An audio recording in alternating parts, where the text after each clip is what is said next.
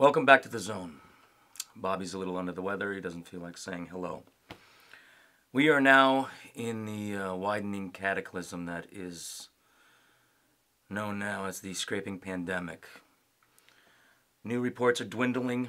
By now, I'm sure all of you, those that are still left uninfected and tuned in, are aware of the scope of what we're facing. Almost all outlets in service agree that the infected are a hazard to us and that they mean to do us harm.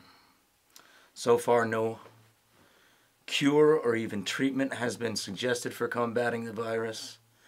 In the past week, we've seen an end to social services. Our government seems now only to exist in order to eradicate the infected population. In the words of George Washington, Exodus acta probate. The end justifies the deeds.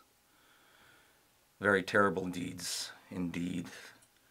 As services continue to go offline and media contact with the masses sputters, spokesmen for the government have released the following instructions. Remain in your homes. Do not go outside. Stores are emptied. Roadways are clogged with abandoned vehicles. Government forces will be responsible for the evacuation of all remaining uninfected citizenry. Martial law is in effect. Remain above ground. Do not hide in your basement.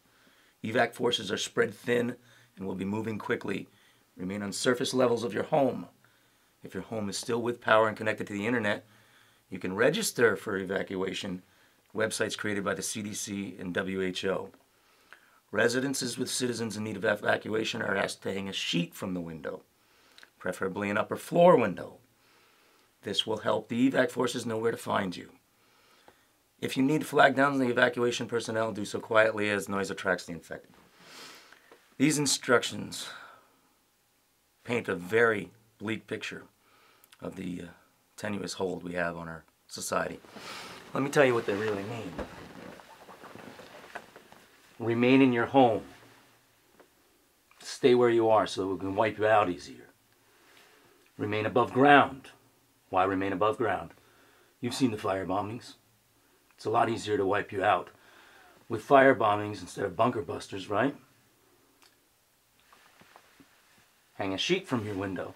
Why don't you just hang a white flag up for surrender? This is the marking of the Passover, except they're not passing you over. The angel of death will visit every marked home, but they'll be dressed in gas masks, fatigues, and carrying an automatic weapon. The way I see it, you have a choice.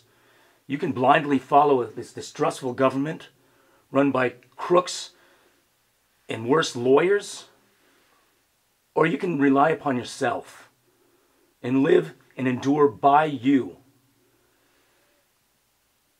The way I see it, it's the only choice you have.